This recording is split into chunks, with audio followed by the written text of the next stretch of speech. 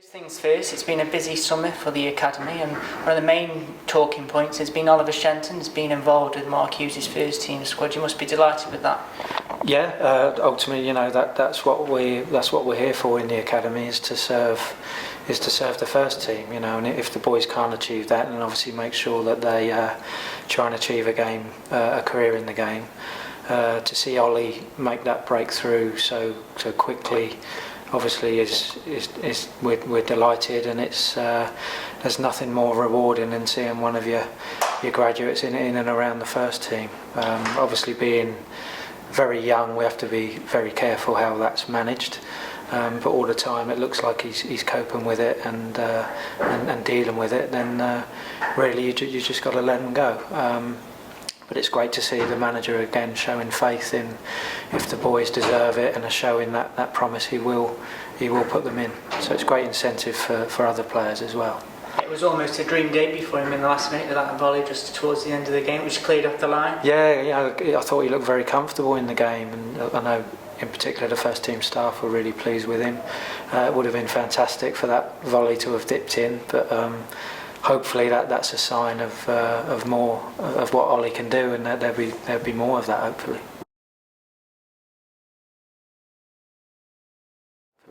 Another player that's been talked about in the academy is Daniel Batman, who's just gone on a 6-month loan to Wrexham, which must be good for his development. Yeah, and Dan's made the full step now into the first team squad, so he's actually left the under-21 environment. He's with the first team on a daily basis.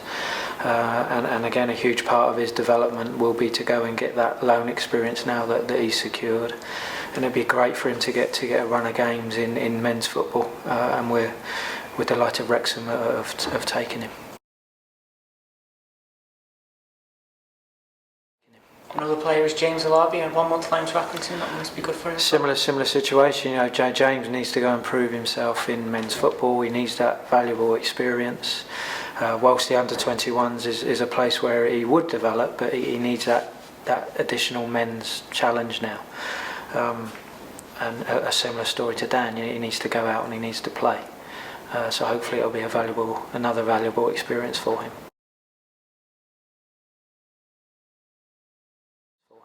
Over the summer there's been a number of tournaments for the academy side, one being the under-19s and Ulster, and they got to the final, unfortunately losing on penalties, but it was a great achievement to get to that stage. Yeah, so as I've put in the notes before, those type of experiences are invaluable to a player's development, we feel. That for the amount of time that those tournaments are over, it's quite a demanding, intense period, and you can get a lot of work into them, and you can work with the players a lot in that time frame. Plus, you're educating them on tournament football, and it's a different feel for what they get week to week, and they're invaluable experiences. Playing against teams you wouldn't always come up against, foreign opposition, foreign cultures, foreign ways of playing. It's all valuable parts of their education as a young footballer.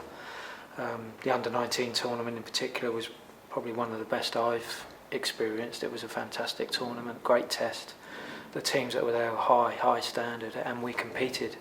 So hopefully that's an indication of where we're at and where we're trying to get to. Still a long way to go, but we're showing that we can compete.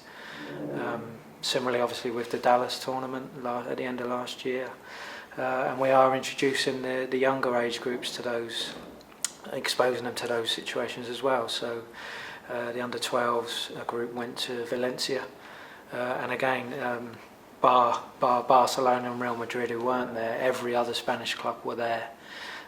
We were part of the foreign contingent for that tournament, and again we came third, so we proved we're on par with the Spanish. Obviously the next test will be your Barcelonas and Real Madrids, but we're showing that we're competitive, not only in this country, but obviously we're comparing ourselves to foreign countries, so I think we're on the right track.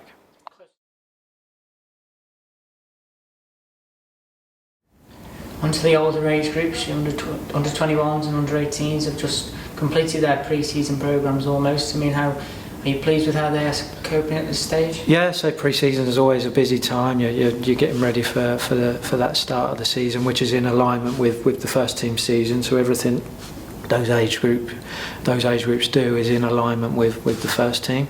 How they work, how we train, the amount of games that we play, it's all very much mirrored. But overall, we're delighted with how pre-season's gone, and we'll find out come Saturday, hopefully, whether we are ready and prepared. But we think we are.